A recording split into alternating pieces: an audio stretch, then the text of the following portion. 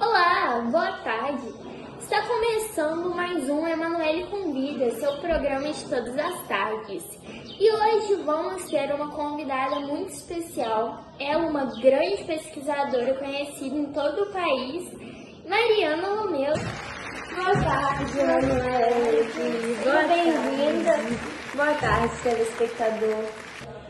Mariana, você como sendo uma grande influência nesse mundo das pesquisas, sendo uma grande pesquisadora, explica um pouquinho pra gente. A América Espanhola, ela se dividiu em diversos países, certo?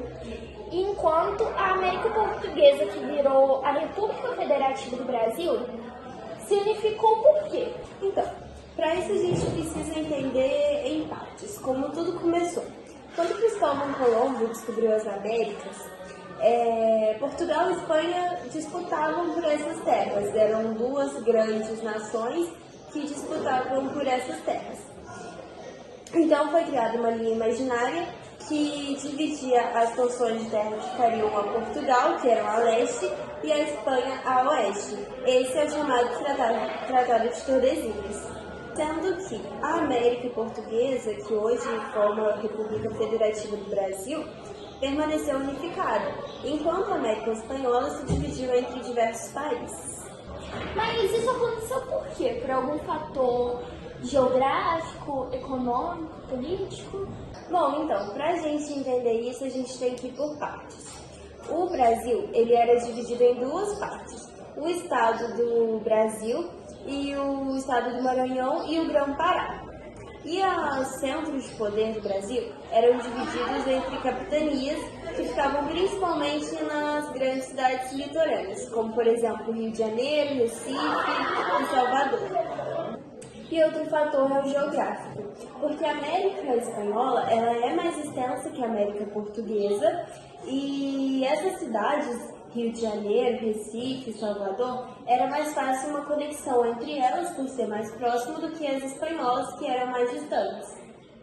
E o fato da Espanha não permitir o comércio entre as suas cidades fazia com que essa união fosse ainda mais difícil.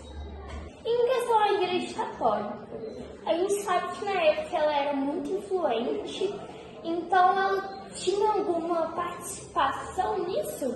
Sim, para os dois reinos, a Igreja Católica ela tinha um papel fundamental na política. Só que no Brasil, ela era unificada no arcebispado da Bahia, enquanto na espanhola ela tinha outras 5 arcebiskados, o que permitiu que a organização desses territórios fossem ainda mais independentes. Em algum momento, os reinotes, que eram pessoas nascidas em Portugal, tiveram um conflito com os brasileiros, mas mais tarde, no século XVIII, esses conflitos cessaram, diferente do que aconteceu na América Espanhola. Lá, os conflitos entre as elites eram muito marcados.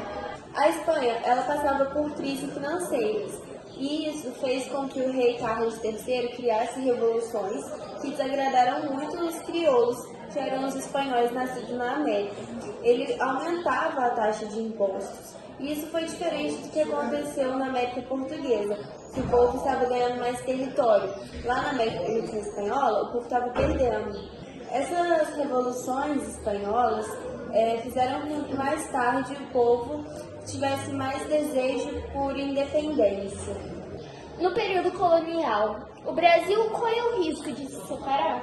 Olha, o Brasil se separar é algo muito difícil de acontecer. De fato, por conta de tudo isso que eu falei, torna realmente impossível o Brasil se separar.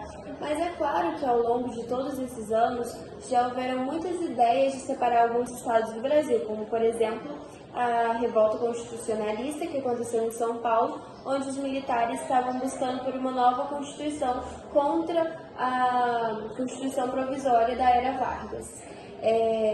Também outros estados já lutaram por sua independência em algum momento, como o estado da Bahia, o estado de Pernambuco, e o mais recente que a gente pode ver é o caso do Rio Grande do Sul, onde existe um grupo que quer separar o estado do Brasil por procurar melhores condições por alegar que o país produz mais riquezas e acaba tendo que suportar os outros estados. Mas isso é uma coisa que eu te garanto que é muito difícil de acontecer e não vai acontecer, mesmo que alguns grupos busquem por isso.